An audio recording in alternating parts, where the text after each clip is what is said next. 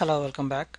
So let's say situation is like this. We have employee table and we want to increase, we want to give a salary range to employee 7839, and the current salary of employee 7839 is 5,000, and let's say we decided to give him a raise to 8,000. Okay, so his new salary is going to be 8,000. The data entry clerk is told to update this salary to 8,000, but instead of that, if the data entry clerk give an update statement something like this where he is changing the salary to 80,000.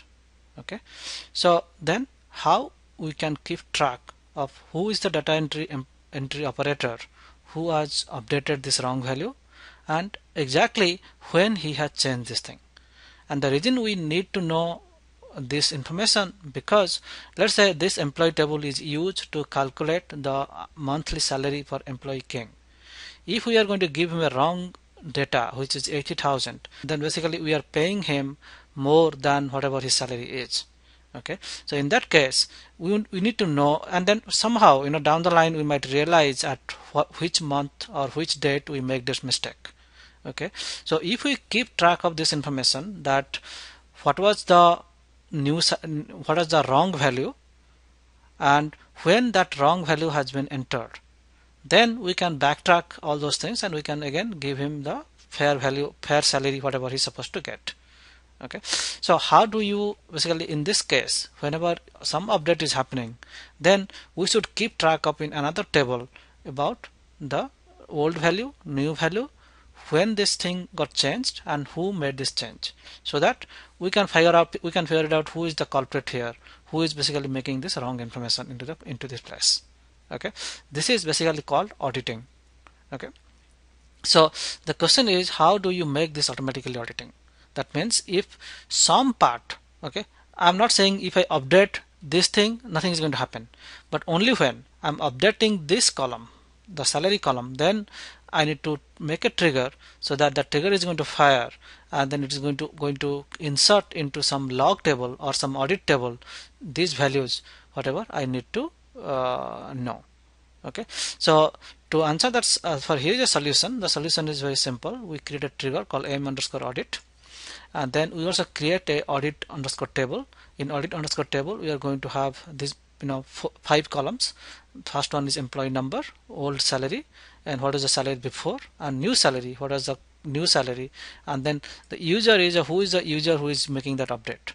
Okay, and change that when that update happened. Okay, so then we will the event for this trigger is before update. Like whenever we want to update employee table for each row, we are going to execute this piece of PL/SQL code.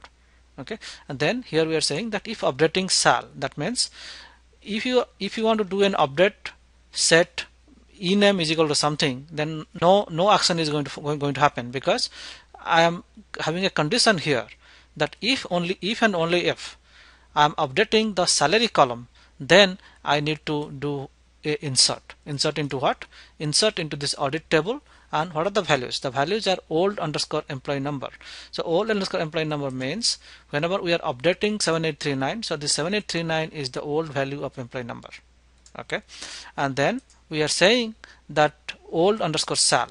So basically salary has two values right now. The value that was originally 5,000, and after update we are making it to 80,000. So therefore we have old_sal will be 5,000, new.sal will be 80,000. Okay, so now whenever we are going to do old.emp number, we enter here 7839, then old.sal, which is 5,000, and then new sal, which is 80,000, and then who is the user, who is the logged in user who was updated. Like for example, if I log in as Scott, then the username is Scott. Or if you want to log in as my username, say ABC, then the username is ABC, and change that is what says that the date when this update statement occurred. So now if you see, so this is an use of a trigger that we can audit a column. We can audit a column, we audit a very critical column. Whenever something is changing, then automatically we are going to insert into the log file. And if you have this kind of things in place, then you can really audit your transactions, and you can if anything wrong happened, then you can always backtrack it.